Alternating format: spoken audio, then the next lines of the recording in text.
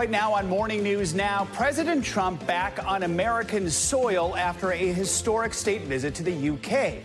The president capping off his two-day trip talking trade and foreign wars with British Prime Minister Keir Starmer. Now he's set to speak with China's president to close a TikTok deal before a possible ban. We are in Washington with the latest.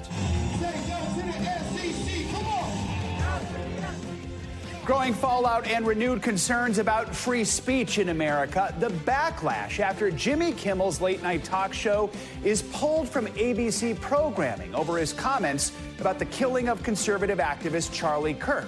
Comments that drew criticism from the head of the FCC. Now Hollywood coming to Kimmel's defense. Kimmel back on the air, and they need to start having a backbone. Because if our media companies are going to fold on the First Amendment, this country is in trouble. How other late-night hosts are showing their support for Kimmel. We'll bring you the latest. Plus, ticket tactics under fire. Several states joining the FTC in a lawsuit against Ticketmaster and Live Nation. They're accusing the companies of an illegal ticket resale scheme that costs customers hundreds of millions of dollars. More on the legal fight and how it could change the entertainment industry. And trouble brewing for coffee drinkers. Your fresh cup of joe starting to cost more these days, and it's not just because of tariffs.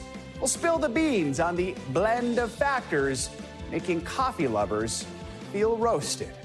No matter how you start your day, good to have you with us. I'm Joe Fryer. Savannah is off this morning.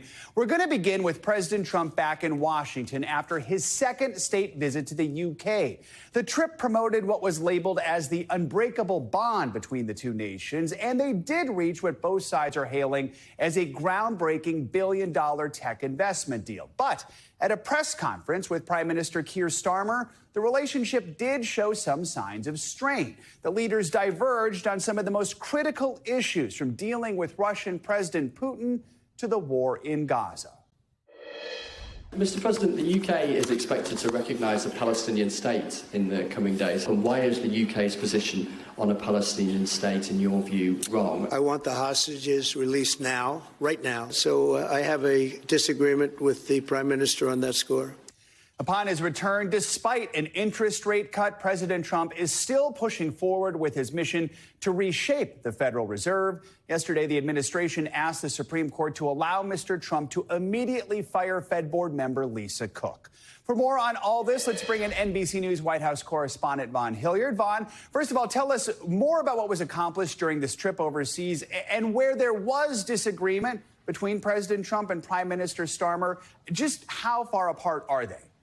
Right. Actually, as part of the meeting between both of these men, they were joined also by leaders of Rolls-Royce, Boeing, NVIDIA, and Microsoft to announce this prosperity agreement in tech investments between the two nations. And so this is a long-standing diplomatic relationship, and that is where you heard, actually, during this press conference, the British Prime Minister and President Trump not get too in the weeds when it came to the domestic matters of both countries, which is longstanding policy. There are, of course, questions when President Trump is ultimately sitting down with other allied leaders. But in this moment there, outside of that moment there, where you heard the president suggest that they anticipated announcement of a Palestinian state by the UK would be a disagreement point. He did not aggressively push back. Of course, the economic ties between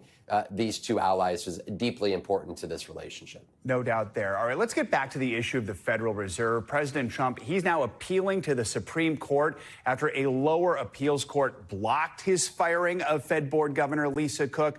What argument is the administration now trying to make to the highest court in the land? Right. There's a question here of whether the Supreme Court will ultimately intervene and support the president's effort to fire Lisa Cook.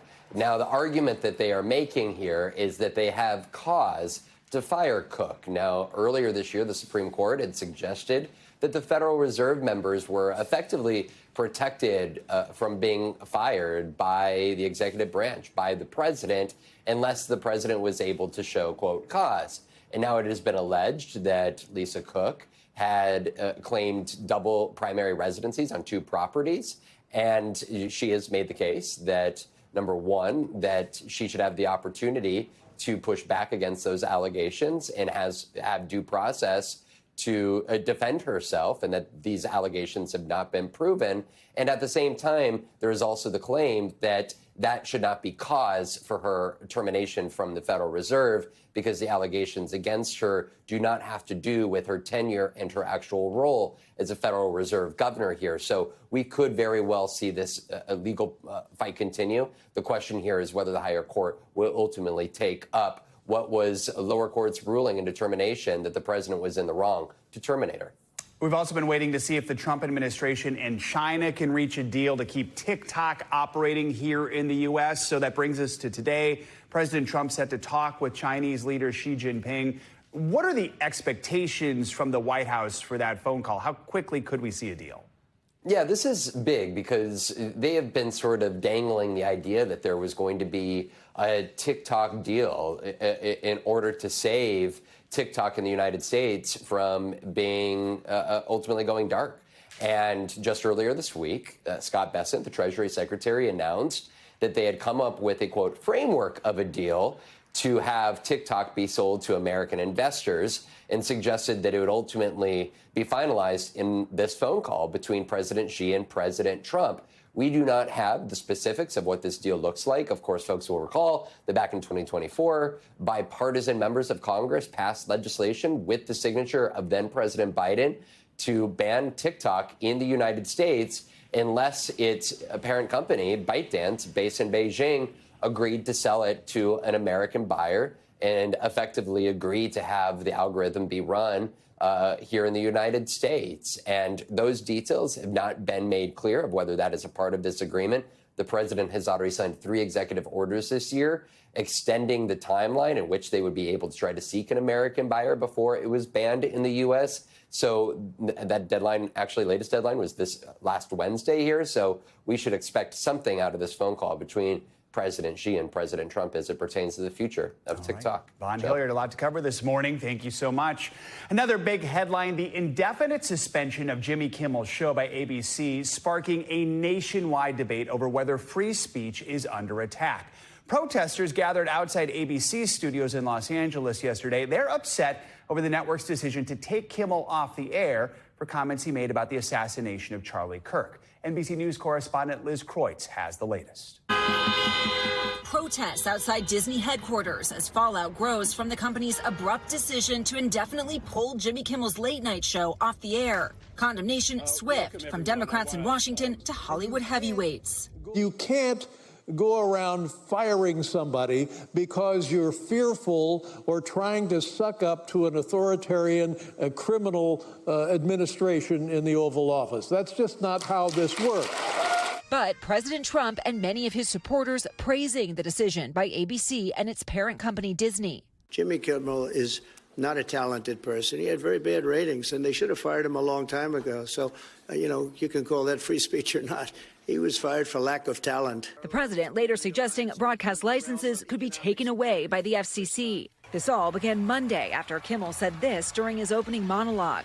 The MAGA gang desperately trying to characterize this kid who murdered Charlie Kirk as anything other than one of them, and doing everything they can to score political points from it. After criticism from conservatives, Brendan Carr, the chairman of the FCC, threatened action against the network. Disney needs to see some change here. Hours later, Nexstar, which owns more than 200 local TV stations nationwide and is currently seeking FCC approval for a merger, announced it would stop airing Kimmel on all of its ABC affiliates. Soon after, ABC said it was suspending the show. Now, Sinclair, another major television group, saying they won't air Kimmel's show again unless he offers a direct apology to Kirk's family and donates to Turning Point USA. The issue that arose here, where lots and lots of people were upset, was not a joke. It was not, making fun or pillaring me or the administration or the president. It was appearing to directly mislead the American public about a significant fact. But Anna Gomez, the lone Democrat on the FCC panel, says the government is suppressing free speech.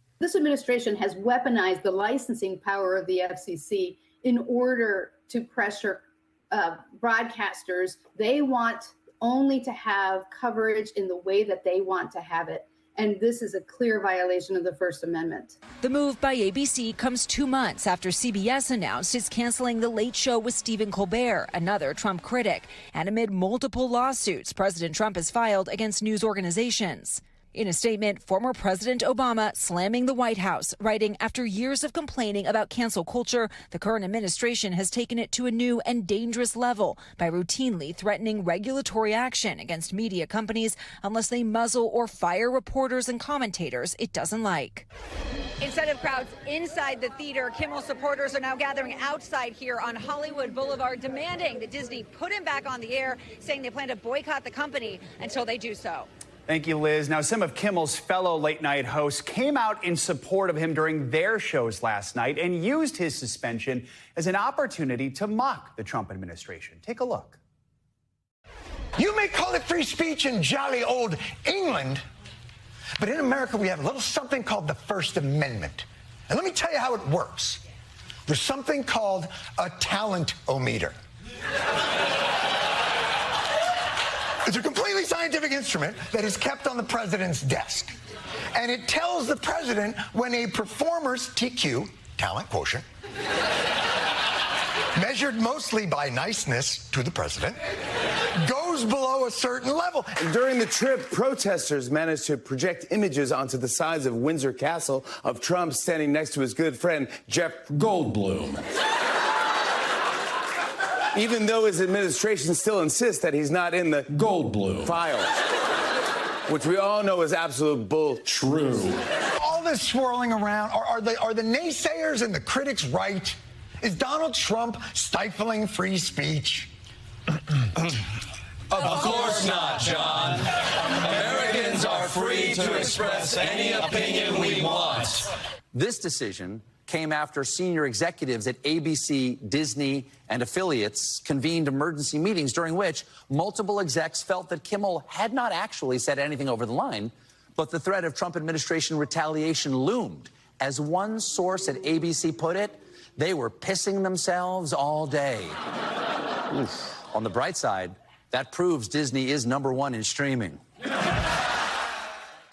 Amid the support, Kimmel himself is yet to comment on the suspension since he was taken off the air.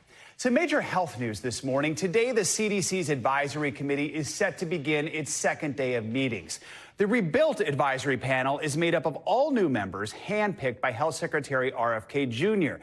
They met for the first time yesterday at CDC headquarters. Kennedy fired the previous panel in June over what he said were conflicts of interest. On day one, the committee voted to change its guidance for a measles vaccine. That includes protection against the chickenpox virus, suggesting it shouldn't be recommended for children under age 4 because of a small risk of seizures. Joining us now for more on this is NBC News medical contributor Dr. Natalie Azar. Dr. Azar, good to have you with us again this morning. So panelists voted 8-3 in favor of this change to what's known as the MMRV vaccine. Doctors have known for years about this small risk of seizures for young children. Should parents be concerned here? How's this change going to impact how kids get the vaccine? So, no, I think, Joe, the MMR discussion went about as well as we could have all hoped. This change really is well, it's certainly a change in a recommendation that will impact coverage. But what it basically involves is whether or not the combined MMRV, that is MMR plus varicella, that's the virus that causes chickenpox, should be made available to children under the age of 4 as a combined shot. As you mentioned, for years, pediatricians have known that there was a slight increased risk of this thing called febrile seizures, which is benign, self-limited, and the CDC for years has also recommended, Joe, that if possible, to give the MMR and the varicella as separate vaccines, which was basically what pediatricians had been doing all along. The only thing that's changed is that it is now no longer recommended for children under the age of 4, but as I said, it was routinely not given to children until the age of 4 anyway. As we've been discussing, some health experts have expressed concern about the motives behind the decisions made yesterday, especially in light of this recent shakeup to the panel. Critics worry RFK Jr. stacked the panel with vaccine skeptics. What are the biggest concerns here, and could these changes impact the upcoming flu and virus season? Well, I think so. And I think there were two competing sort of philosophies about the whole role of this new committee. On the one hand, you had individuals saying, look, there has been so much mistrust of the process. We want to review all of the recommendations and the science that led to these recommendations so that we can reestablish trust with the public. Whereas on the other side, completely, people are saying, look, these are recommendations that exist because of the strength of the process. And by shining more of a light, could we be fostering more distrust? I think we'll find out, right? I mean, I think parents will listen to these recommendations and have conversations with their pediatricians, and time will tell as to whether or not it's done damage or it has succeeded in what it has set out to do and create more trust in the process. I just couldn't tell you that at this point, Joe. And there is more to come today. The panel's expected to vote on a recommendation to delay the first dose of the hepatitis B vaccine and then discuss this fall's updated COVID shots. What are you going to be watching for here? So the conversation on COVID is going to be very meaty. As you know, their biggest concern, or I should say their motive, their point right now is to really limit access to pregnant women and to healthy children.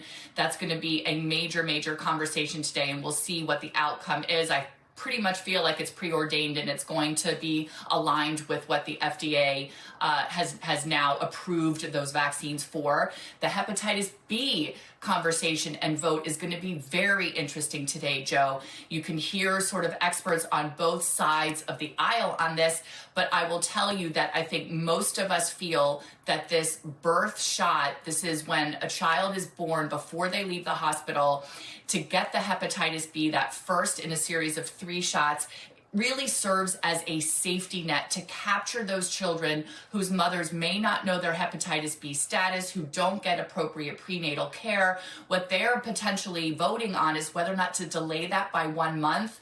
Those are exactly the kids that they're hoping to capture in that birth shot. If you leave it for 1 month, a lot of people are going to be concerned that those kids won't be there for their follow-up shot. So this is really something that we're going to all be listening to very closely today to see what the outcome and the vote actually is. All right, Dr. Azar, good to have you with us this morning. Thank you so much. On Capitol Hill yesterday, the Senate confirmed 48 of President Trump's nominees, all in one single vote. The Republican-controlled chamber voted to overturn existing rules with a simple majority to bypass that 60-vote threshold for confirming nominees in batches. This move has often been referred to as the nuclear option. Among those confirmed, former New York Congressman Brandon Williams as Undersecretary of Energy for Nuclear Security, former Fox News personality Kimberly Guilfoyle as Ambassador to Greece, and Callista Gingrich, the wife of the former House Speaker, as Ambassador to both Switzerland and Liechtenstein. We're learning new details about the suspect in that Pennsylvania shooting that left 3 police officers dead and 2 others wounded. Officials say the gunman was being sought on charges of stalking his ex-girlfriend and that he ambushed the officers with an AR-15 style rifle. NBC News correspondent Aaron McLaughlin has the latest. Authorities identified the suspect, 24-year-old Matthew James Ruth, as the man who opened fire, killing 3 police officers and critically injuring 2 before being shot dead. The officers killed have been named: Sergeant Cody Becker, Detective Mark Baker, and Detective Isaiah Emenheiser. Each of these men represented the very best of policing. The district attorney says the ambush lasted 2 minutes. The officers had been searching for the suspect inside the Pennsylvania home of his ex-girlfriend and her family, who had already left the scene for their safety. Detective Emenheiser discovered that the door was unlocked. Immediately opening the door, the actor repeatedly fired at the officers with multiple rounds from an AR-15 styled rifle. All 4 detectives went down. The firefight continued outside, where police say Ruth shot a deputy sheriff. An eyewitness says he saw police searching that barn. All of a sudden, he heard shots fired. You can see there the blood-soaked pavement.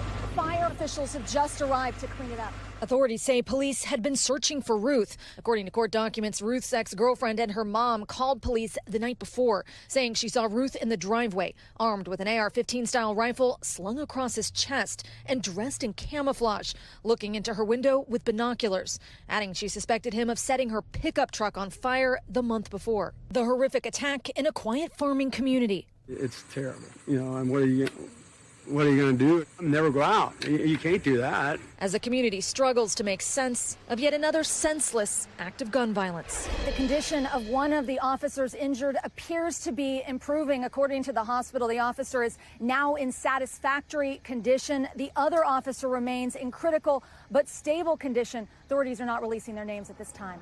Back to you. All right, Aaron, thank you so much. Some wet weather is expected across the Southwest today. Meteorologist Angie Lastman joins us with a closer look, plus the all-important weekend forecast. Angie, good morning. Hi there, Joe. We've got to get to the weekend forecast, of course. Lots of outdoor plans, I'm sure, as we kind of get those last warm weather days in. But unfortunately, we've got some rain to talk about across the Southwest. This has been something we've been kind of in and out of over the past couple of days with the remnant moisture of Tropical Storm Mario, of course, which had weakened but still brought plenty of rain and the flooding concerns to folks across California. Today, it's kind of speckled across parts of the Southwest. So we've still got the threat for Florida, or for California, rather, with that flood watch, but we've also got stretching from Arizona back into New Mexico, some heavy rain, and pockets of the flooding concern will remain. This is what we deal with through the day today. Still some of those heavy downpours, especially, again, near those burn scar areas. That's where you're going to want to take the closest look for flooding concerns. But notice the slight risk much smaller today, but we will watch it ramp up here as we get into the afternoon hours in the warmest part of the day. Meanwhile, across the middle of the country, we've got this slow-moving storm system. It brings some rain to parts of the plains today. There is a risk of thunderstorms, but the severe risk is low. So we're not going to worry too much about that. Meanwhile, it is quite warm. These temperatures are well above normal across most of the east. Check out Chicago today, 87 degrees. We're running 15 degrees above where we should be for this time of year. It's 90s for Richmond, upper 80s for Washington, D.C. And even as we get into tomorrow, your Saturday, it looks pretty warm across some of those same spots. We've got low 80s for Richmond, 90s for Lexington, and stretching down to the south, very summer-like temperatures in Baton Rouge with 94 as your high. Early next week, we kind of dial things back for the northern tier of this region. So it's the upper 70s for Detroit, both Monday and Tuesday. We kind of hang out in the 70s on Sunday in New York City, but still holding steady with that summer-like heat. Places like Birmingham, you are not going to get below 90 all the way through the early part of next week. So is it feeling like fall in any places? Not so much. We've still got the last kind of couple days of summer-like heat to deal with, Joe. In Minneapolis, though, if you're paying attention, I guess maybe you could put on a light sweater in the morning with a high of 75. Oh, that's like shorts weather still exactly. in Minnesota. Exactly. So. All right, Angie, thank you so much. Appreciate it. Much more to come here on Morning News Now. Later this hour, the future is now for Apple users. The company's newest line of products hitting the shelves today. More on the new technology that is an upgrade from past models. Up first after the break, disturbing new developments in the mysterious death of a 15-year-old girl whose body was found in a car owned by a popular singer. The latest when we come back. Stay with us. We're back now with new developments in a story that has gripped Los Angeles. Police say the badly decomposed body of a teenage girl was discovered in the back of a car belonging to a singer. Now the investigation is focusing on a Hollywood Hills home connected to that singer. NBC News correspondent Emily Ikeda has the latest. Singer and social media sensation David was in the midst of a global tour when Los Angeles police made a shocking discovery in an impounded Tesla registered to him. The severely decomposed remains of 15-year-old Celeste Rivas, who was reported missing last year. As of now, investigators have not classified her death as a crime, but were seen searching a home connected to David in Hollywood Hills, not far from where the Tesla was originally abandoned, according to 4 law enforcement sources. Those sources say they were seeking any digital devices, security cameras, phones, computers that could connect the teen to the location or reveal a relationship, if any, to David. Authorities have not yet confirmed the specific connection between the house and the singer. A spokesperson for the singer, whose legal name is David Anthony Burke, has said he is fully cooperating with the authorities while out on tour, though his concert in Seattle was suddenly canceled. Born in New York City and raised in Houston, David only started making music in the last several years, initially as a way, he said, to avoid copyright issues on video game montages he would share. Songs like Romantic Homicide and Here With Me going viral on TikTok, where he has 3.8 million followers. The 20-year-old reacting to his rise to fame earlier this year. It's definitely very, very euphoric. Now, in a new spotlight, as police try to piece together how a 15-year-old's remains ended up in his car. Emily Ikeda, NBC News. Coming up, coding concerns. One doctor calling out insurance companies for their billing tactics. One thing I would hope is we start looking at the healthcare system and realize how broken it is. When we return, our NBC News investigation into why this practice could be driving up costs for everyone. This is Morning News Now. We are back with an NBC News investigation into how a billing practice in the healthcare system can impact insurance premiums for everyone. A Florida doctor claims the company he once worked for is committing fraud through something called upcoding, and that is driving up costs for patients. NBC News correspondent Jesse Kirsch reports. I think healthcare is unaffordable. At some point, somebody has to look at this and say, these prices are out of control. When Dr. Kenneth Consker started digging into his former company's billing practices, I was shocked. The South Florida OBGYN says while he was working at Florida Woman Care, or FWC, the company overcharged patients, including new mothers. That is absolutely fraudulent. Consker is accusing the company of a type of fraudulent billing practice called upcoding. Upcoding is when you're going to try to get a higher reimbursement for a service that was not rendered for that level. Consker co-founded and later sold FWC. It's now part of Unified Women's Healthcare, a network touting it's proudly responsible for nearly 1 in 21 births in the United States. Over the years, Consker says he grew frustrated with how the business was being run under private equity ownership, particularly over payroll and compliance issues. And last year, he was terminated without cause. I think at some point when you are so loud, you become an annoyance of management.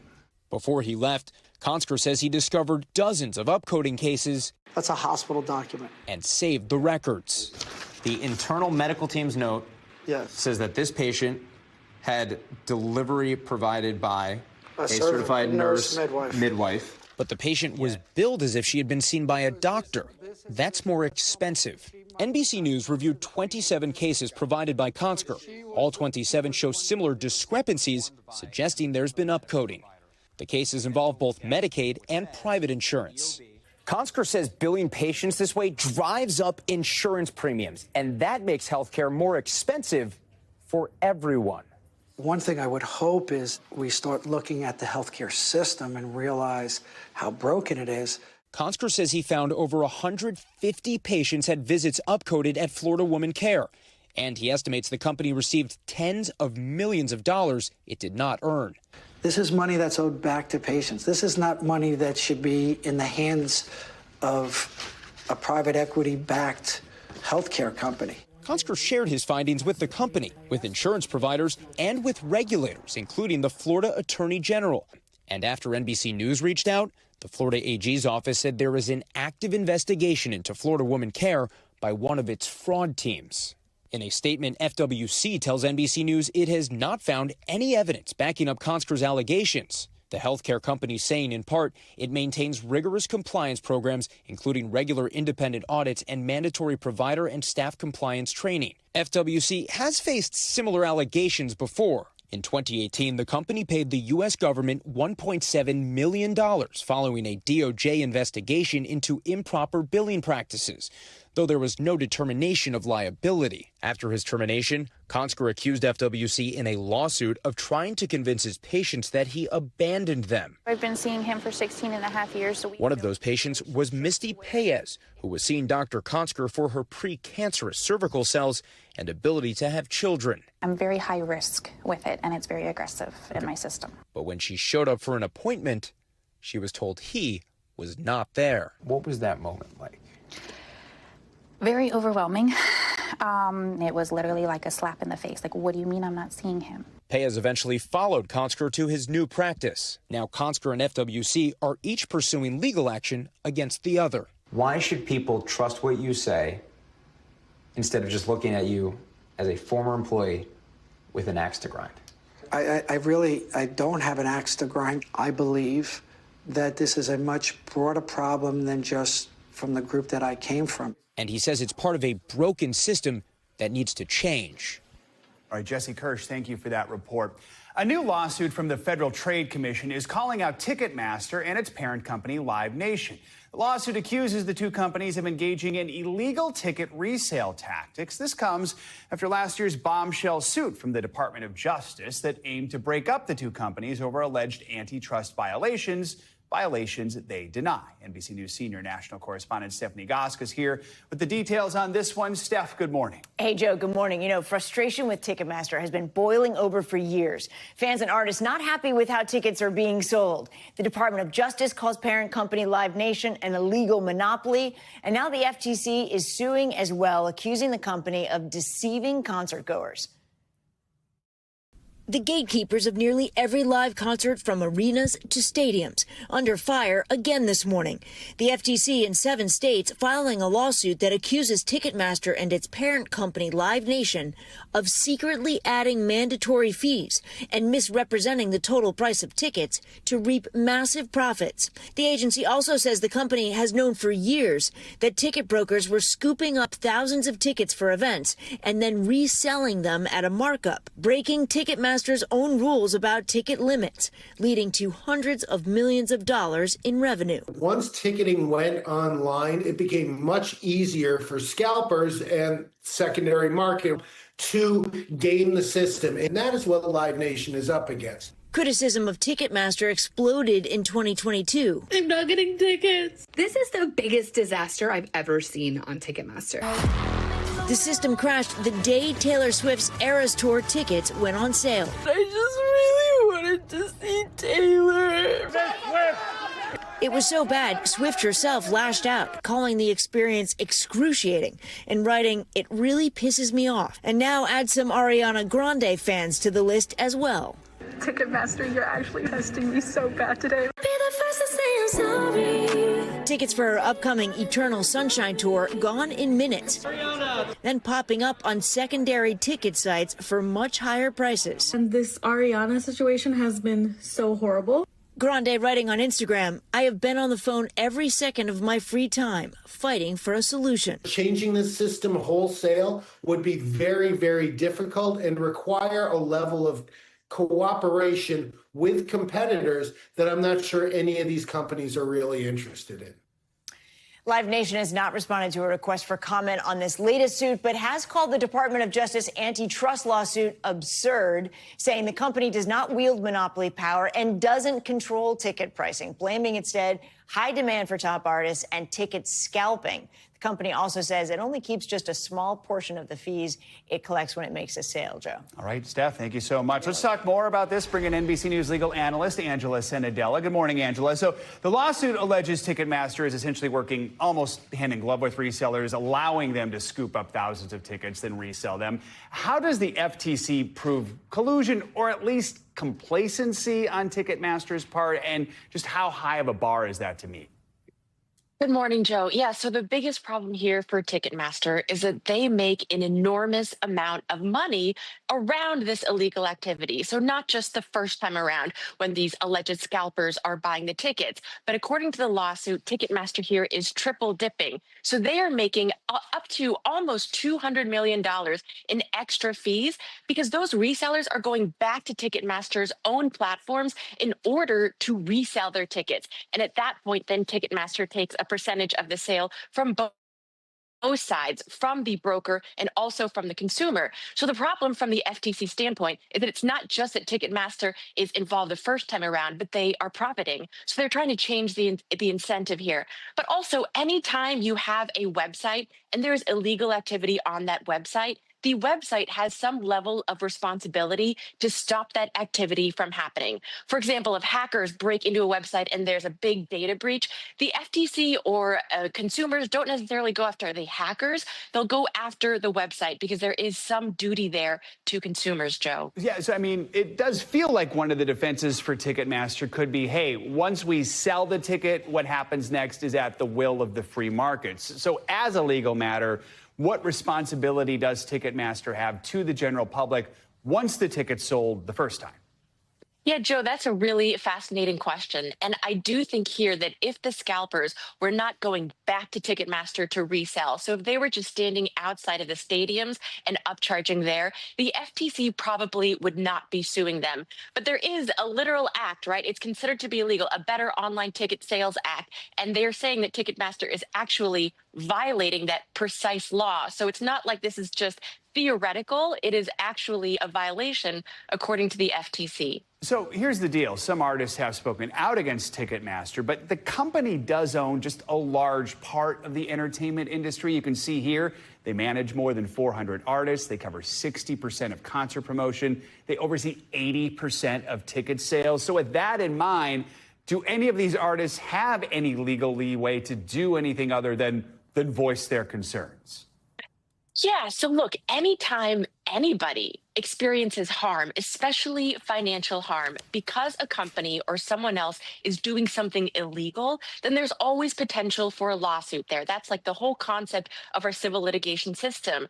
Now, so right now, though, we're not sure if Ticketmaster has done anything illegal because this is just a lawsuit that's being brought, but there's been no verdict, there's been no trial yet, right? So maybe if it gets to a trial stage, if it gets to a judgment stage, and it is determined legally as precedent that Ticketmaster has done something illegal, at that point, it would be much easier for artists or other people to sue, Joe. All right, Angela, thank you so much.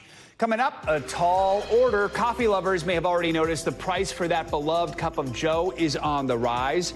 How lawmakers are now working to grind out a solution. And he's the man behind one of Broadway's most popular musicals. Well, now Hamilton creator Lin-Manuel Miranda is using his voice to honor his heritage. We're going to take you to the room where it happened next on Morning News Now. All right, we're back now with some bad news for coffee lovers. You've probably noticed the cost of your daily cup of joe, not me, has gone up a lot, and those prices may keep climbing. Our Maya Eaglin explains why. America's coffee lovers are getting roasted at the register. Coffee prices skyrocketing almost 21% over the past year. I got a bag of coffee and I couldn't believe it was $25. That sticker shock due to a blend of factors like climate change and COVID aftershocks. I wouldn't say I'm surprised. I mean, everything has gone up. And a new concern, President Donald Trump's steep tariffs on coffee-rich countries. But let's back up a little. We covered this back in December when wholesale coffee prices spiked to record highs. Everyday Americans should be expecting the price changes to hit as soon as tomorrow. Here's the price of a pound of coffee when we did that story, and look where it is now. Rising temperatures and droughts in Brazil, along with historic flooding in Vietnam, destroyed coffee crops in those top exporters. But now, another blow to the beloved cup of joe. It does feel like we're being unfairly targeted on tariffs. In August, President Trump bringing total tariffs on Brazil, the world's largest coffee producer, to a whopping 50%, the highest in the world next to India. And that's huge because Brazil grows more than a third of all the coffee consumed in the U.S. Typically, the president using tariffs to try to boost American industries. But here's the thing, we can't grow coffee in most of the country. Instead, the White House says the tariffs are a response to the country's criminal prosecution of former Brazilian President Jair Bolsonaro, recently convicted for plotting a coup, as well as what the White House calls unlawful censorship. Brazil's current president, writing back in a recent New York Times op-ed, the tariff increase imposed on Brazil this summer is not only misguided but illogical. The United States is not running a trade deficit with our country, nor is it subject to high tariffs. We reached out to the White House for comment and did not immediately hear back. The war of words and trade trickling down to local coffee shops like Black Box Coffee, saying they now have to source their beans from other countries like Colombia or parts of Africa. We've seen anywhere between a 10 and 50% increase on cost on our raw goods. So we've had to shoulder some of that burden. If you were to put that price on the consumer, how much would a cup of coffee cost? I think we'd be looking at the range of $8 to $9 for a cappuccino. Brazil sells almost 17% of its coffee to the U.S., but some exporters there say they are now looking for other countries to sell their beans to. We hope that at some point, these tariffs will be exempted, and we expect we are back to a normal market. But with American coffee drinkers gulping down almost 3 cups a day, some are still willing to foot the bill for now. Does that change your thoughts on how much you're going to consume it, or you're going to push through? I think we'll just push through. That fresh cup of Java creating grounds for concern as the impact of tariffs is just starting to kick in, and experts question how long the industry can sustain these hot prices. Our thanks to Maya Eaglin for that report. Now, there is some hope. This morning, lawmakers reportedly announced that they're brewing up a new plan to introduce a bipartisan bill that could cut tariffs on coffee, essentially making your daily dose exempt. Stay tuned. Staying on your wallet, the wait is finally over. The iPhone 17 is now officially on sale. CNBC's Silvana Henao has more on all the new Apple products hitting store shelves this morning. So, Silvana, earlier this year, I finally got rid of my iPhone 7 just in time for the 17. Joe, congratulations. Congratulations. I hope you enjoy your new phone. All right, let me tell you all about it. So Apple's newest iPhone designs hitting store shelves worldwide today. So the tech giant is releasing its newly designed thinner iPhone Air, as well as the iPhone 17 Pro and the iPhone 17 Pro Max. Now, Apple says that this lineup will come with improved battery life, better cameras, and more durability. Apple's also launching its AirPods Pro 3, a new Apple Watch SE, and Apple Watch Series 11. And the stakes are high for this launch as Apple faces rising competition overseas. Google has begun integrating its Gemini AI agent directly into its Chrome browser, and it's now available without a membership fee. So the feature rolled out yesterday to both Mac and Windows users, and it will be built into the browser to help users summarize web pages, consolidate information across multiple tabs, and find previously visited web pages, among other features. Google says Gemini will eventually be able to help book haircuts or order groceries from an email list. And this move comes as competition intensifies among tech companies to launch AI-powered browsers. And the house that helped to spawn the horror movie The Conjuring will be sold in a foreclosure auction on Halloween. So the Perrin family moved into the 19th century 8.5-acre Rhode Island property in the early 70s. One of the family members chronicled their experiences with spirits in the home in a 2011 book, which inspired 2013's The Conjuring. Now, the franchise released its 9th movie earlier this month, The Conjuring: Last Rites. I would only buy it to, create a haunted house. Oh my God. Could you imagine? Totally. Pretty good. I didn't want to live there, but all right. Silvana, thank you. Appreciate it. Yeah. This year marks 1 decade since Hamilton exploded on the scene, a show unlike anything Broadway had seen before. Now the man behind the iconic musical, Lin-Manuel Miranda, is using his voice once again. He's sharing his beloved Puerto Rico with the world and advocating for communities in need. NBC News Now anchor Morgan Radford sat down with him in San Juan for a conversation about art, heritage, and impact. You know him from your favorite musicals, movies that bring the streets alive. And now he's sharing that same sound with a new message from the island he loves. It's funny to see it all backwards. Keep watching the little double take. I love. We spent the day with award-winning playwright Lin-Manuel Miranda. Hola, Puerto Rico, ¿cómo están? As he celebrated the 10th anniversary of his smash hit Broadway success, Hamilton. How does it feel 10 years later, after Hamilton's debut, to still see people have that same energy, still be singing the songs? I can't believe people are still talking about it. It's really thrilling. You know, it hit differently in 2015. You know, when I wrote Immigrants, We Get the Job Done, that was like a little laugh line. And now it's like a rallying cry because immigrant has become such a loaded word. To me, one of the great joys and promises of the American experiment is that you can come here from somewhere else, no matter where you came from, and if you work really hard, your kids will do better than you.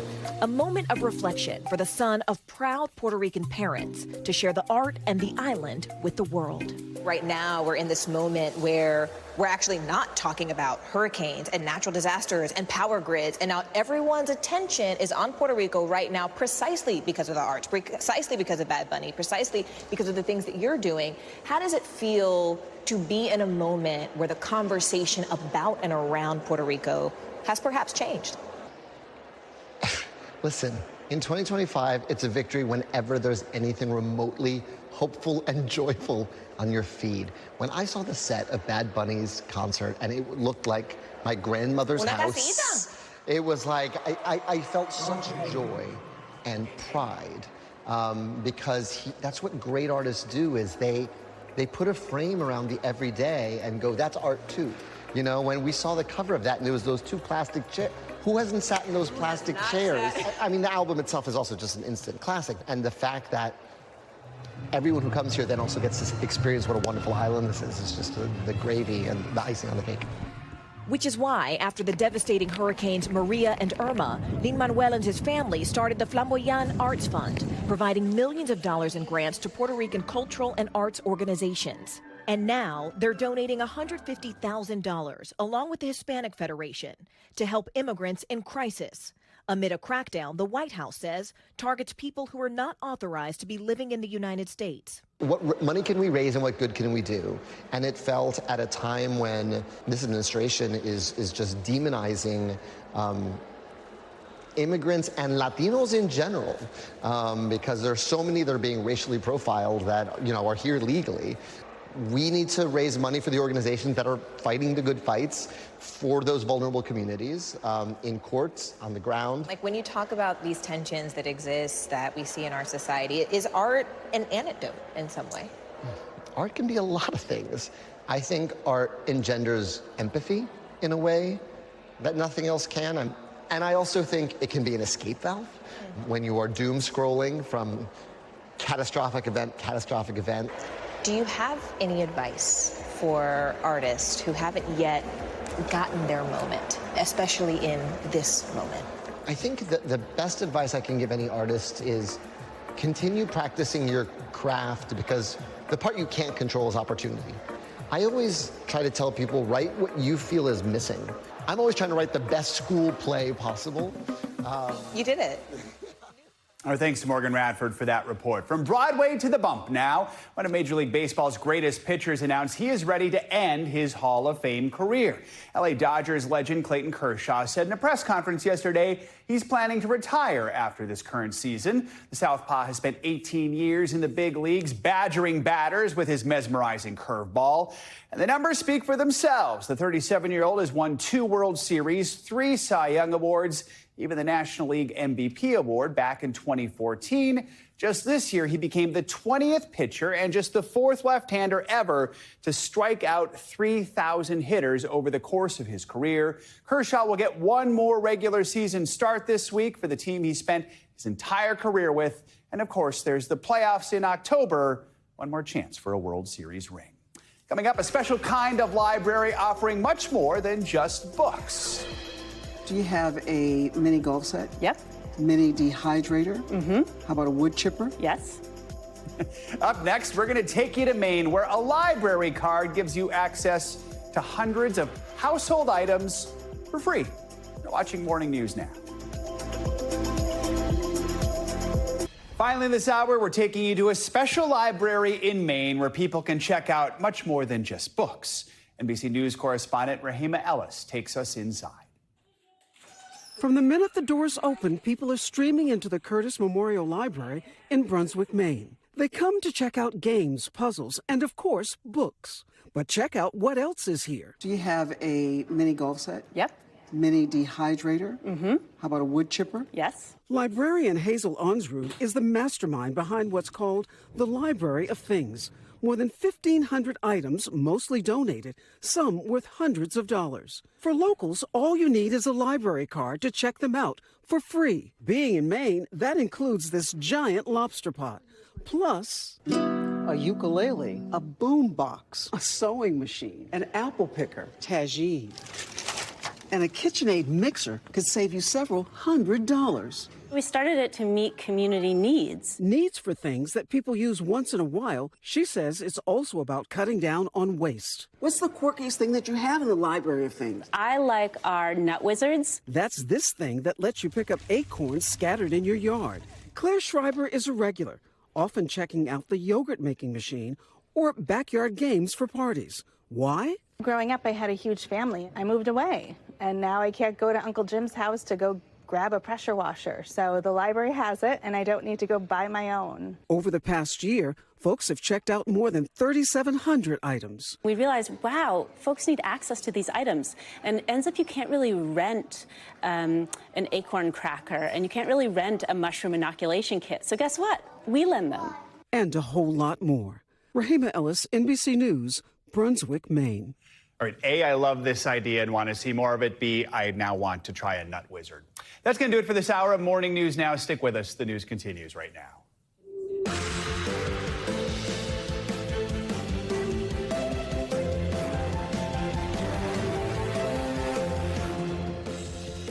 Good morning, I'm Joe Fryer. Good to have you with us on this Friday. Savannah is off. Right now on Morning News Now, the growing fallout from late-night mainstay Jimmy Kimmel after he was pulled from the airwaves. Overnight, an outpouring of support from Kimmel's comedy colleagues as a free speech standoff rocks America's TV landscape. We've got the latest as President Trump now threatens entire networks with punishments for unfavorable coverage. Also this morning, a shot of confusion. That newly revamped vaccine advisory panel at the CDC voting on when kids should receive common immunizations. But all the fresh guidance has some doctors on edge, warning it could put the health of some young kids at risk. What parents should know. Plus, slow it down. The Virginia man suing over traffic cameras logging his location more than 500 times over the course of a few months. The private company now at the center of the controversy. And later this hour, are you too busy to get your house all decked out for Halloween? Well, why not hire your own pumpkin concierge to take the fright out of planning those festivities? We'll tell you all about that growing trend. Let's begin this hour with the growing backlash to ABC's decision to take Jimmy Kimmel's late-night talk show off the air indefinitely. Kimmel was suspended after he criticized the reaction of MAGA Republicans to Charlie Kirk's killing during his monologue on Monday. That is sparking concerns about government overreach and free speech, with fellow late-night hosts now rallying to Kimmel's side. NBC News correspondent Liz Kreutz has the latest.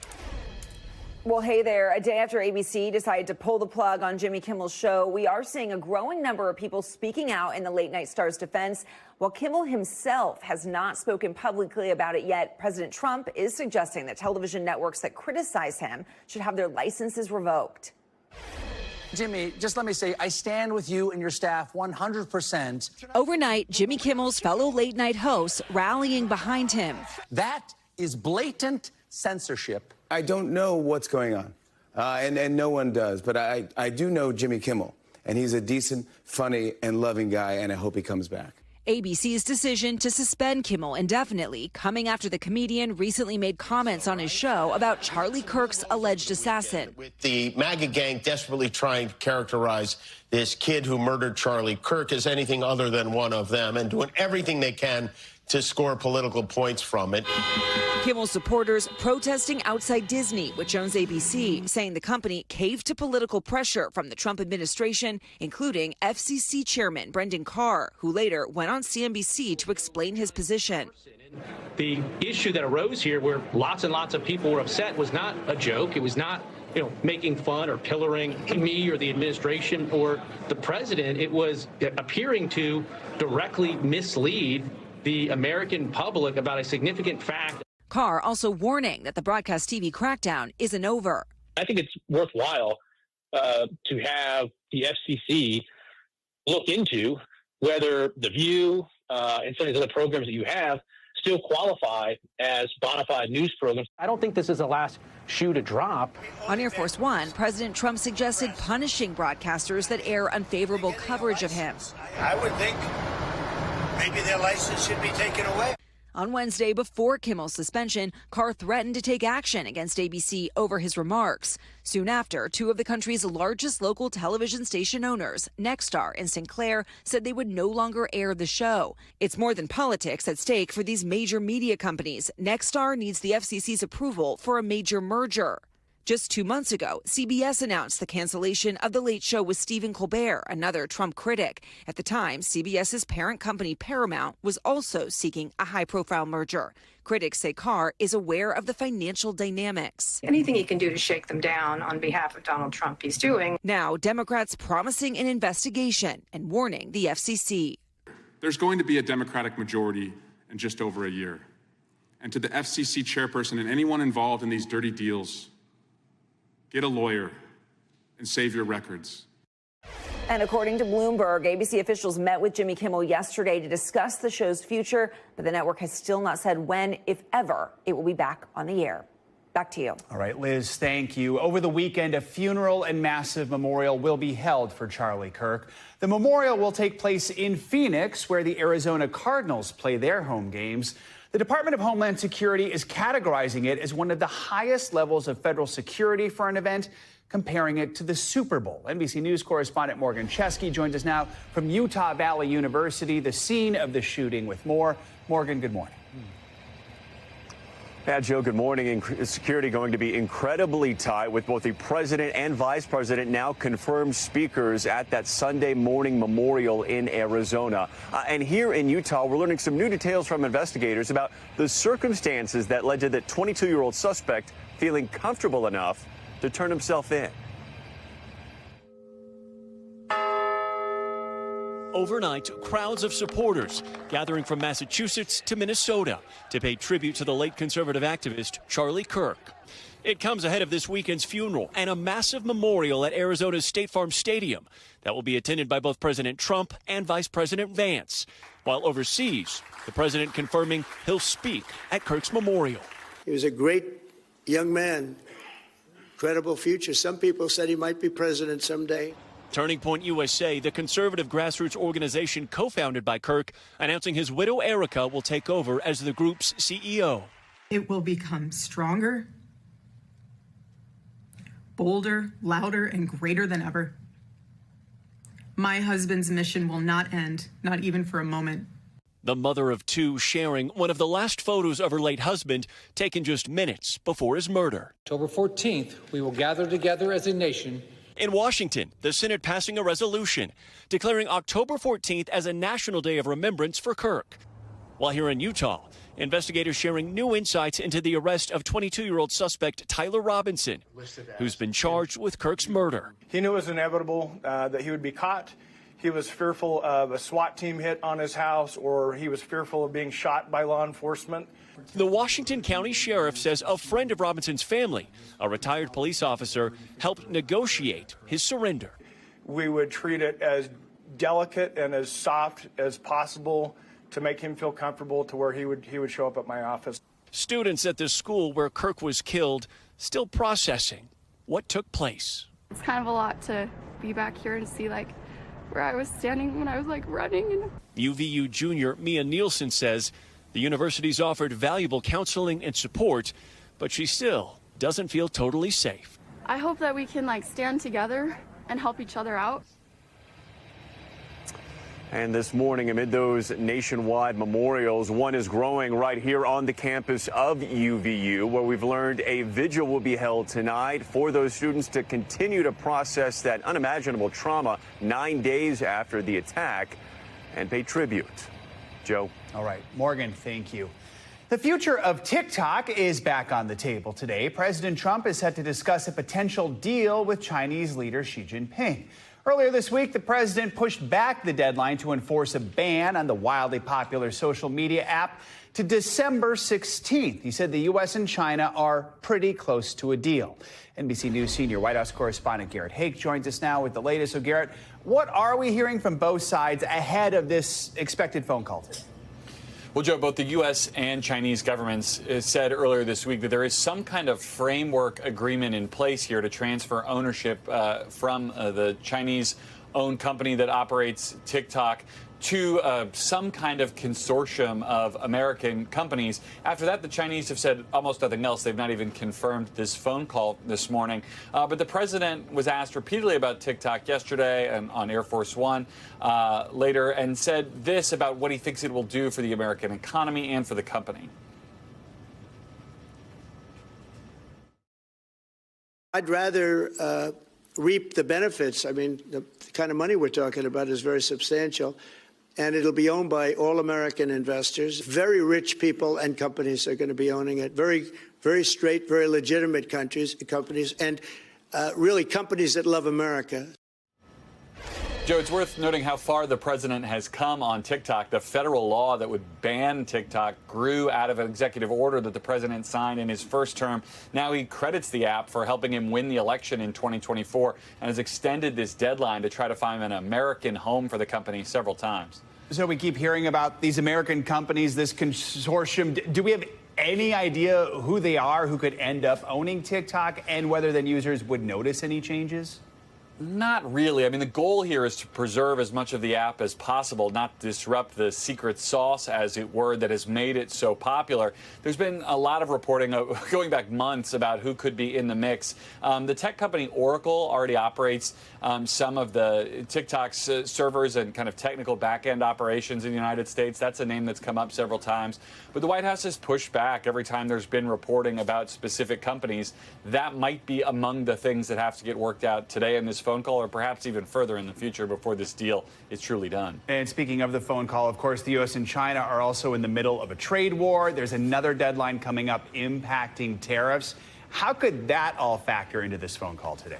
The trade war is totally part of the mood music here, Joe. It's been kind of in the background of everything that the U.S. has done relating to China so far during the Trump administration. Some analysts have even said that they see the Chinese treating TikTok as a negotiating chip, a bargaining chip in the overall discussions about trade. I'm sure the trade issues will come up in these conversations today between Presidents Trump and Xi. And remember, President Trump has said he wants to go to Beijing. He wants to have this more robust relationship with Xi, whom we believe, spoken to once so far during his presidency. So a big moment today, potentially. All right, Garrett, thank you so much. The CDC's revamped Vaccine Advisory Committee will be back in session today. It's discussing more potential changes to the childhood immunization schedule, among them new recommendations on COVID and hepatitis B vaccines. But many pediatricians say these moves could leave some children less protected. NBC News correspondent Ann Thompson covers health for us and joins us with the latest. Ann, good morning. Good morning, Joe. You can't blame parents if they're all confused with this debate over vaccines that have a long history of effectiveness. This controversial panel is taking another look, and some people, including panel members, are wondering why. Today, the CDC's revamped vaccine advisory panel is set to recommend new guidance for immunizations, including COVID, which the FDA earlier restricted to older and at-risk Americans, and more changes to the childhood vaccine schedule with new recommendations for the hepatitis B shot. That vaccine, with the first dose given at birth, has dramatically reduced the number of newborn children infected with the virus that can cause chronic liver disease, even cancer. The committee could now recommend delaying that shot 1 month if the mother tests negative, even as some panel members question the data behind the change. There's no evidence that it's safer at a later time. It's an extremely safe vaccine. The combination shot to prevent measles, mumps, rubella, and chickenpox is now not recommended for children under 4 years of age. Instead, children under 4 would get 2 shots, one for measles, mumps, and rubella, and another for chickenpox, to avoid what is said to be a slightly increased risk of temporary seizures caused by fever. Many doctors warn the changes will put more kids at risk of serious illness. It's a universal safety net And if there are changes to that, selectively, some children will be protected and some children may slip through the cracks. The changes come after HHS Secretary Robert F. Kennedy Jr. fired all the panel members in June and replaced them with many who share his history of vaccine skepticism, a fear several panelists sought to dispel. They criticize very severely of saying that we are dangerous and unscientific, which is completely false. There's a lot of expertise on this committee. An HHS spokesperson says that any changes to the childhood vaccine schedule will be based on the latest science, and only after the vaccine panel recommends it will the acting CDC director approve those recommendations. Health insurers, however, are sidestepping this controversy for now, pledging to pay for the panel's recommended shots as of September 1st. In other words, before this meeting happened, promising, and I quote, follow the evidence-based approach to coverage of immunizations that will remain consistent. Joe. All right, Ann, thank you so much. Now to an NBC News exclusive, the FAA is cracking down on flight safety procedures. The agency is ordering airlines to review their evacuation procedures and announcements after a series of emergencies this year. The worry, passengers were slow to get out. NBC News senior correspondent Tom Costello covers aviation for us and has the details. Yeah, good morning. You know, this has been a problem for years. Passengers want to grab their carry-on, their backpack, their laptop, their shoes, whatever it is, their coat, and that delays not only their own evacuation, but other passengers behind them. And in an emergency, of course, seconds can mean life or death. July 26th, panicked passengers slid down the evacuation chutes as smoke and flames poured from the brakes on their plane in Denver. Somebody screamed, fire, burn. Yet many passengers came down the slides with their carry-on bags. March 13th in Denver. Passengers escaped onto the wings after an emergency landing and an engine fire. April 21st in Orlando. We're calling the fire truck right now. We'll do that. Thank you very much. The right side engine on a fully loaded Delta Airlines flight began spewing flames moments after pushing back from the gate. Please take your time going down the stairs. The emergency evacuation slowed since passengers could only leave from the left side of the plane. And then on top of that, you still had passengers who were trying to take their luggage with them. While everyone on board survived, slower evacuations have troubled the FAA. Under FAA rules, the entire plane must be evacuated, everybody off in 90 seconds, even with half the exits blocked. Grabbing your bag could cost someone their life. Now the FAA is issuing a safety alert, instructing airlines to reevaluate emergency evacuation procedures, flight crew training, announcements, and commands to passengers. We can't have somebody at the front of the line grabbing their overhead bags and keeping people in the back of the airplane from being able to safely evacuate. Everything, drop it. Come on. In Toronto, Delta flight attendants received high praise for last February's crash landing and evacuation. One challenge, the 90-second rule is 60 years old. Today, planes usually fly full, often with passengers who are elderly or have mobility issues. The only thing you need to do is save your life and the life of everyone else on board. Listen to the flight attendant instructions and leave your bags behind. 5 years ago, the FAA's own Inspector General found that the FAA had not done enough research recently to look at how things have changed. Passengers may have mobility issues, may be overweight, they may have service dogs. Whatever the case may be, and by the way, seats are getting tighter, people are not getting out fast enough. The Inspector General says the FAA has got to do new research into this. The FAA tells NBC News it is now going to conduct new research into the variables that might restrict your ability to get out of a plane fast enough. Back to you. All right, Tom, thank you. Let's get a check now on your weekend forecast. Meteorologist Angie Lassman joins us with what to expect. Angie, good morning. Hi, Joe. Good morning. We made it finally Friday, and we've got some good news when it comes to weather for most of the country. I think if you're still looking for a little bit of the summer-like temperatures, you're going to get them if you live across the east. We've got 80s, 90s on the board for multiple days. Here's the deal for today. Chicago ends up at 87 degrees, running way above normal for really this entire chunk of the country. 87 for Washington, D.C., even Boston a little warmer than it should be for this time of year. 77 degrees for your high today. 90s from Columbia to Meridian and out towards Dallas.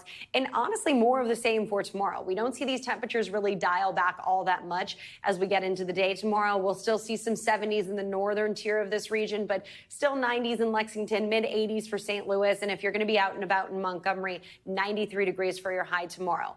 Some parts of the northern tier of this region will start to see temperatures kind of moderating out by early next week. But really, you've got the entire weekend to enjoy temperatures well into the 80s, if not 90s. We keep it into the 90s for the long haul across parts of the South. That's where it'll still feel like summer for at least the next couple of days. Meanwhile, out west, specifically the Southwest, we've had quite an unsettled couple of days. Showers, thunderstorms, some flooding concerns. That remains today as we deal with more of this moisture kind of sliding through this area. We've still got a flood watch across parts of California, Fresno included in that. So heads up, we'll still have the potential for the flooding through the day today with some of those localized downpours, especially near the burn scar areas. Big picture look for your weekend outlook. Saturday across the Northeast looks great. We're calling it super. We've got drying out conditions across the West. That's going to be a nice break, Joe. I know that folks have been dealing with the rain in and out there, and we know they don't like the rain in Southern California. So don't worry. Have no fear. You will get back to those sunny skies, but rain across the Midwest. It doesn't take much there for chaos to ensue. The sky is falling. All right. Thanks, Angie. Appreciate it. Of course. Much more to come on this hour of morning news now, including Uber's new push to get your favorites to you faster with a little help now from drones. First, after the break, Israeli military forces pushing deeper into Gaza City this morning as the UN says hundreds of thousands of Palestinians have been forced to flee their homes just in the last few days. We've got the latest next. Welcome back. Israel's massive assault on Gaza City is showing no signs of slowing down. Israeli ground troops and tanks are pushing deeper into the famine-stricken city, defying global condemnation and calls to stop the offensive. Gaza's health officials say at least 85 Palestinians were killed in Israeli attacks on Thursday. All this as new figures from the UN show that more than 250,000 people have been displaced from Gaza City in just the past month, with thousands more fleeing by the day. NBC News international correspondent Matt Bradley has more on this from Tel Aviv. Matt, good morning. Hey, good morning. So, yeah, we're seeing that new offensive now in its fourth day moving along. Hamas has said last night in a statement that those hostages who remain in the Gaza Strip will be very threatened by Israel's offensive and essentially put it on Israel whether or not they meet a grim fate. Here's our report. In Gaza, an agonizing displacement. Tens of thousands of Palestinians packing their lives into their cars, others fleeing on foot. Ahmed lost his eyesight in an Israeli bombing. Now his wife Rafik is guiding him the whole way. The journey is incredibly tough, more than anyone could imagine. She said, there's no pity and no humanity. They're all fleeing Gaza City, the enclave's most populated area, and the focal point of Israel's new ground offensive.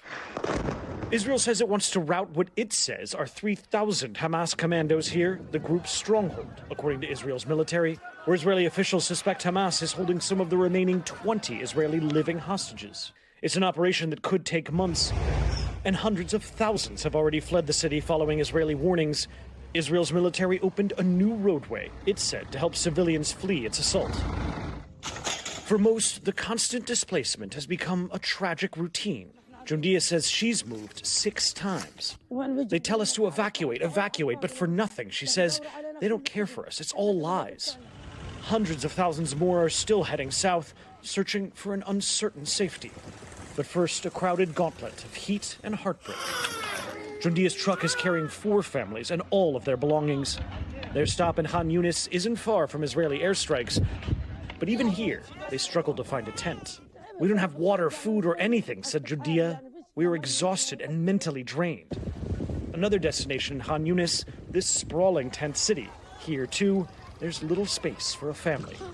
For Sanad and Ghanima, this is bath time. Their mother Nusra joins them.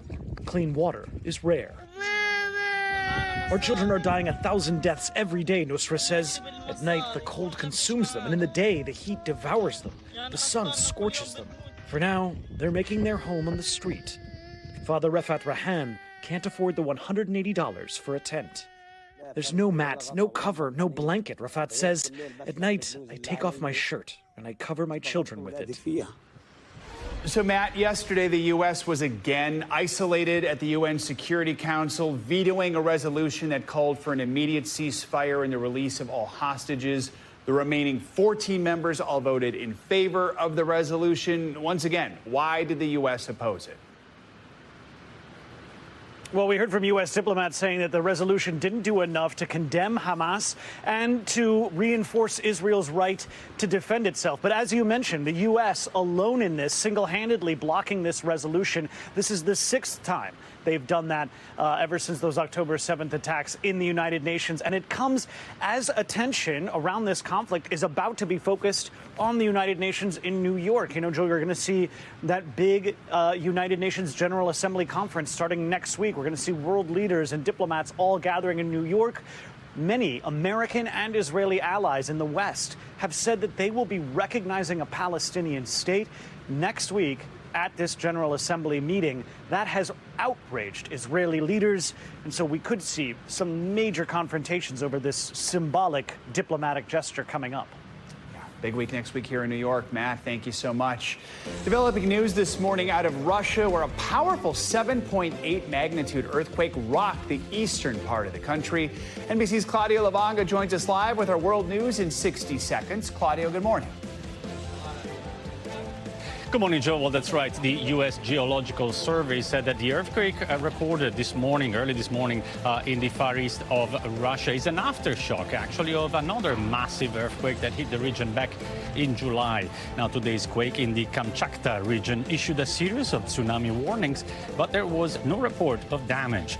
Let's go now to Peru, where more than 1,400 tourists were evacuated and nearly 1,000 were left stranded near the ancient site of Machu Picchu after protesters placed rocks on the railway.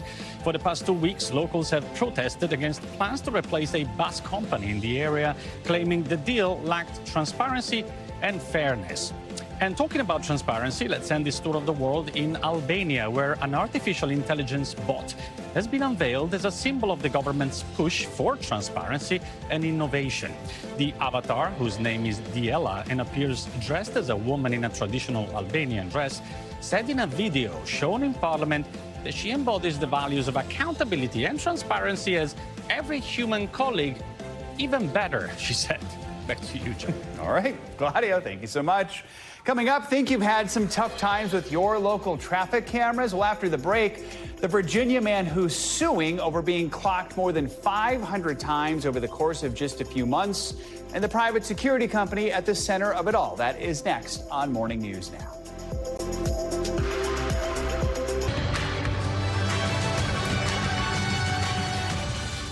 We're back now with a closer look at what's making news in the world of politics this morning, starting with the Trump administration's latest attempt to fire Fed board member Lisa Cook.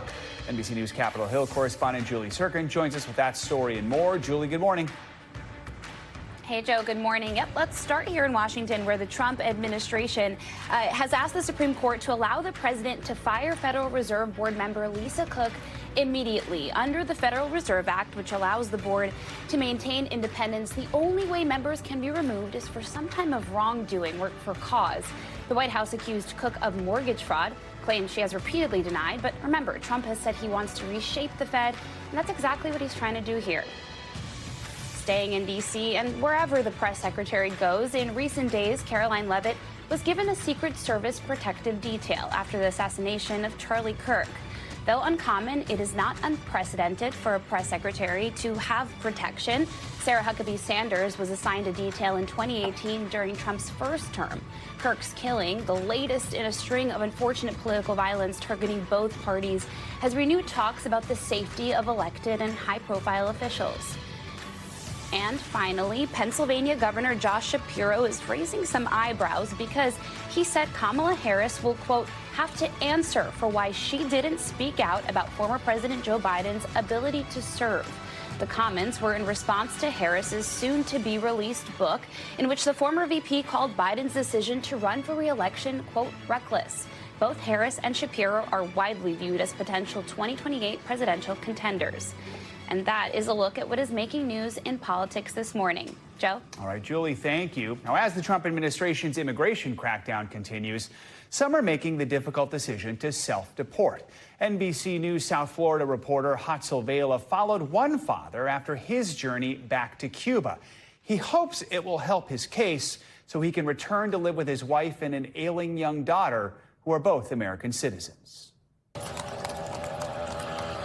We take you to the tiny town of Palmira, north of the port city of Cienfuegos. This is on the southern coast, the central part of Cuba. Dave Yeleman is back on the island, lives in this modest home with his parents. Sí, porque ese es muy chiquito. Here he is, helping his mother hang clothing, thinking, of course, of what he left behind. Este regreso es una de las decisiones más difíciles de mi vida. In this exclusive interview, Aleman tells us returning to Cuba is one of the toughest decisions in his life. You see, Aleman self-deported just days ago. Tickets in hand. Our cameras there when Aleman had to say goodbye to his family. 7 years ago, Aleman crossed the southern border, has lived in Florida with an I-220B, a deportation order that never became effective. Él no tiene ningún récord criminal. Él lleva 7 años haciendo las cosas bien. His wife says Aleman does not have a criminal record, has done everything right. But they say at an appointment with immigration officials, he was told if he did not self-deport, he would never be able to enter this country again. Because his wife and daughter are both U.S. citizens, he does have a family petition pending.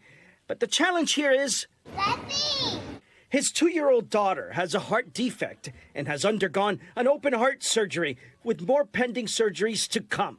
Her health condition remains delicate. Daddy! Daddy!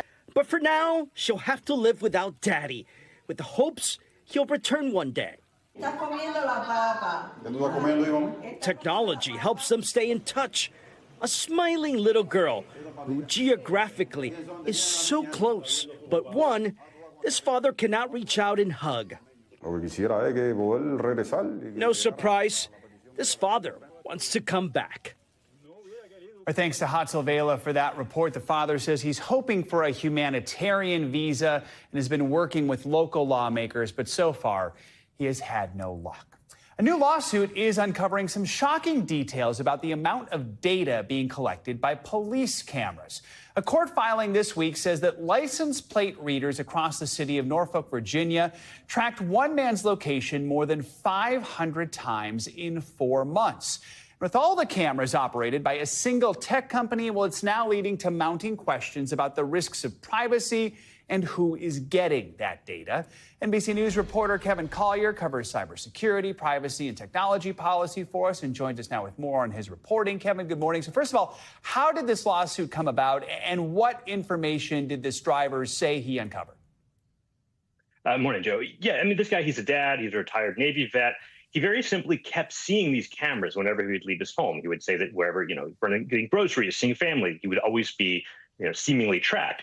So he read up on them and he found that his home city of Norfolk had done very little to tell its citizens that they existed.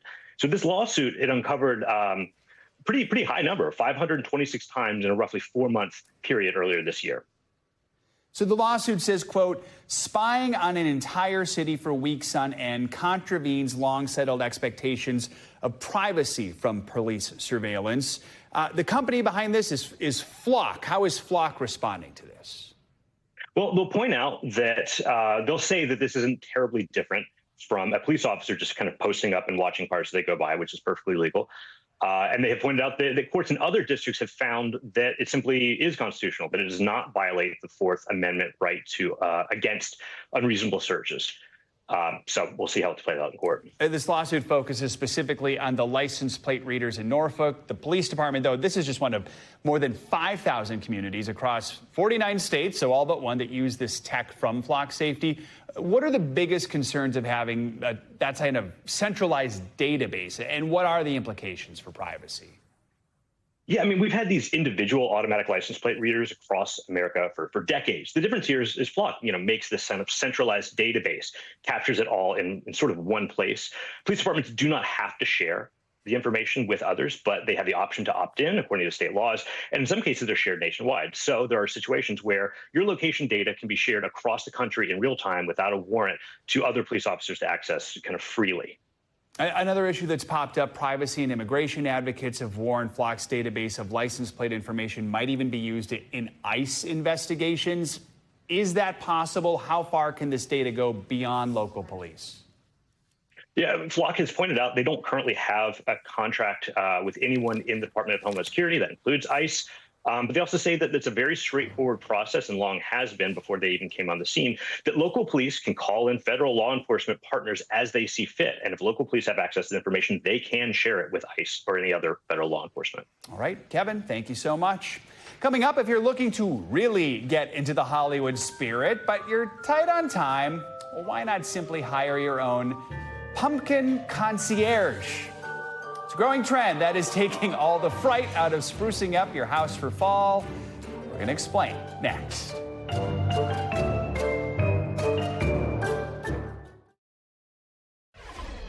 We're back now with a look at a new trend taking front porches by storm as families prepare for the fall. They're known as pumpkin concierge services, helping families bring a little autumn magic to their doorsteps. NBC News business and data correspondent Brian Chung joins us now with more. Clearly, I'm auditioning for the role today with the orange tie. I see that. Yeah, good to see you, Brian. Yep, likewise. And look, if you have no time to head to the pumpkin patch this season, fear not. You can now hire a professional porch decorator. That's right, to do the work for you and transform your home for the fall. From design and delivery all the way to disposal, these companies are promising to bring holiday joy and ease right to your doorstep. Autumn is quickly creeping in, which means it's time to boost your curb appeal. But what if there was a way to bring the fall magic right to your doorstep without any of the heavy lifting? According to Axios, a growing number of people are turning to pumpkin concierge services to spruce up their homes. With pumpkins, gourds, hay bales, and all kinds of seasonal goodies. Just hire Hometown Pumpkins. We will get all of these beautiful pumpkins right to your doorstep. But the professional help doesn't come cheap, with most companies charging a few $100 to over $1,000 for a porch glow-up. Still, for some busy families, the convenience is worth the hefty price tag. So we hired a pumpkin front porch decorating service this year just because of our crazy travel schedule. But they killed it? Are you kidding? And all across the country, the craze is catching on. Last year, Heather Walker started her company, Pumpkin Porch Fairy, in the greater Salt Lake City area. Today, she says her orders have doubled. Pumpkin season starts basically the first week of October. We begin all of our deliveries then. The first week's already sold out. As soon as customers pick a package, Walker and her porch fairies get to work and take care of everything else. We're able to package all of that, deliver it, and then at the end, we are able to pick up the package, dispose of it, and then donate it to a farm. Heather Torres started Porch Pumpkins back in 2020. People decorate for Christmas. They have Christmas designers. They have people put Christmas lights on their front porch. Like, why not pumpkins? Today, her pumpkin squad has over 25 members, and they already have more than 1,300 orders to fulfill this season across Dallas, Houston, and Austin. She says they're eager to paint the town orange and spread some early Halloween joy. People love decorating for the holidays. Some people don't know how to do it themselves. Some people don't have the time. And we love just being able to take care of this for busy families. And by the way, some customers are actually gifting these decorating services to family members and friends. Heather Walker from the Pumpkin Porch Fair you just heard from, she says she's gotten several gifting orders for elderly parents from children who want to make sure their parents have a beautiful setup for the fall without having to lift a finger, Joe. That's very nice and very generous. I think of the fact that you have to figure out how early is too early, how, like these pumpkin arrangements, how long do they last? When should you actually start doing Well, it's never too early to get into this season, Joe. But yes, when it comes to the pumpkins, I mean, those are real gourds and they do have expiry dates. If you're in, let's say, for example, a colder area like the Northeast or in the high mountain areas like Utah, actually those pumpkins can last for as long as, almost a month or two, which means that they can even last all the way through Thanksgiving. But in some of the warmer areas, like in Texas, they only last for 2 to 4 weeks. So some of these decorators, though, they do say if they go bad, these pumpkins, before they really should be, they'll replace them for free. Yeah, but nothing could be scarier on Halloween than having rotting pumpkins on That's true. your front That's porch. true. Scare away the kids on Halloween. All right, Brian, thanks so much. Fun report. All right, staying on your money now, a new Uber partnership means your takeout could soon be taking flight. CNBC's Silvana Henao has that and more with your Money Minute. Silvana, good morning. Hey, Joe, good morning. Oh, yeah, so Uber could soon be flying your food orders to your doorstep. So the company, it just announced a new partnership with autonomous drone company Flytrex to roll out drone delivery in Uber Eats pilot markets by the end of this year. Now, Flytrex, it's one of four companies that are authorized by the FAA to conduct beyond visual line of sight operations. That just basically means that the aircraft is allowed to be out of the direct vision of the pilot. Clean jewelry chain Claire's is plotting a comeback. Private equity firm Ames Watson just closed a deal to buy the chain for $140 million out of bankruptcy. It will acquire roughly 1,000 Claire's stores. Now, according to the Wall Street Journal, the firm has big plans to revive the former mall staple, and that includes cleaning up the stores, hiring more staff, and upgrading jewelry selection. The Journal also says Ames Watson will upgrade Claire's piercing stations with more comfortable chairs. And orange production in Florida is at its lowest level since the Great Depression. The U.S. Department of Agriculture reported just 12.2 million boxes of oranges for the year. That's the same number as in 1932. And there are two big reasons why orange production is down so steeply. So the bacterial citrus greening disease has been affecting the crop for about 20 years. It can make the fruit smaller and bitter and, well, unusable. And a series of powerful hurricanes have damaged orange groves and weakened trees, including last year's Hurricane Milton, Joe. All right, Silvana, thank you so much. Here's a different kind of money news. A New Jersey man who started collecting baseball cards at just 4 years old is now ready to part with his collection, one that is worth millions of dollars. As NBC News correspondent Ellison Barber reports, a sports memorabilia legend is helping him sell it. There's all the perfect game pictures here. There is no rhyme or reason, and everything's a one of one or something unique and different, which I think is what collecting is all about. That is a real Joe DiMaggio jersey. When it comes to Brandon Steiner, sports memorabilia has never been a casual hobby. There's all the grass from Ohio State, from the actual field. From securing over 40 million autographed collectibles to the 2009 partnership with the New York Yankees to sell everything. Seats, signs, lockers, even foul poles, before demolition of the original Yankee Stadium in 2010. I was always a saver. This guy is a legend among collectors of sports memorabilia. It was really hard doing the explaining, especially, like my mother-in-law, like, you're going to do what? Support my wife doing what? Like, somebody's going to sign a ball and somebody's going to buy that. Like, people don't realize, like, that was a very common question early in my career. What makes someone a collector? Somebody who, first of all, cherishes a player, a moment, a team. You have to cherish it. Almost like a religion. It starts there. That's exactly how it was for Barry Telesnik. He's been a collector for decades. My whole life, since I'm about 4 years old. We didn't come from a family with a lot of money. My dad, may he rest in peace, worked at flea markets all over the state.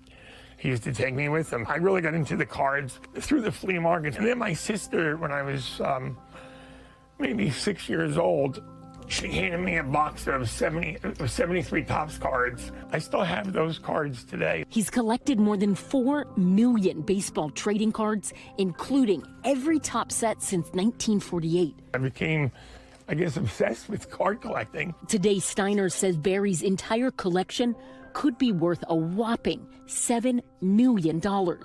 I bought this maybe 40 years ago. It's a 2-page handwritten letter from Ty Cobb. What makes it interesting is it's not a family letter, it's a letter to a kid at a baseball camp. And in partnership with Brandon Steiner, Barry says he is ready to part with all of it. We started running out of room in my house for this stuff. Does he want to make money? Of course. Here it is right here. It's got Ruth, Gehrig, Wagner, Cy Young. I've never seen a 48 top set.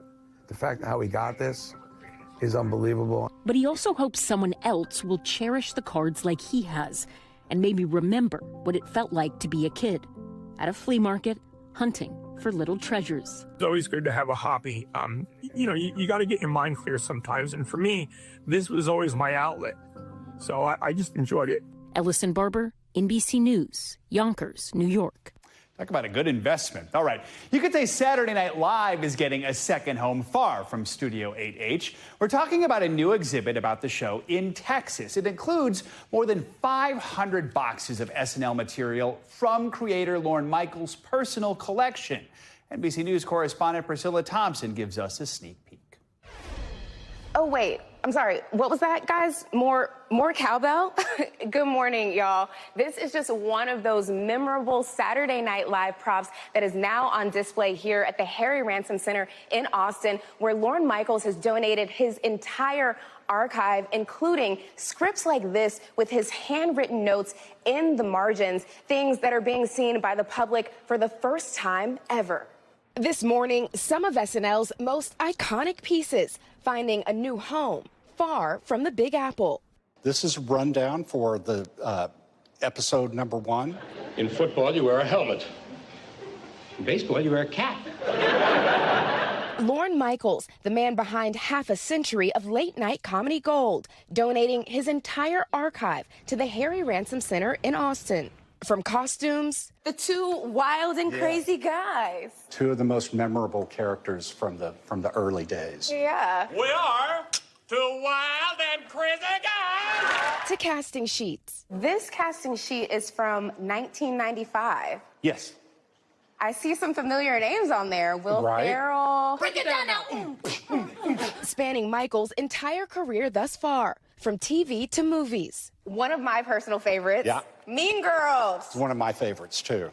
And these are actually Lorne Michaels' notes on the script. From 1975 all the way to today. These are cue cards from the cold open of the 50th anniversary show for Sabrina Carpenter and Paul Simon. I sang this song with George Harrison on Saturday Night Live in 1976.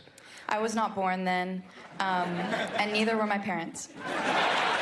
These are the building blocks of the show that's been around for so long. It's really a great history lesson for us. And guys, I want to show you this. One of the coolest things here is all of these handwritten notes to Lorne Michaels from folks like Tina Fey, Steve Martin, even one from Gilda Radner here. And so lots of really cool stuff to check out here. And this exhibit opens this Saturday, and it is going to stay here through the end of March. All right, Priscilla, thank you. Got to check that out if you're in Texas. But that is going to do it for this hour of morning news now. But don't go anywhere. The news continues right now.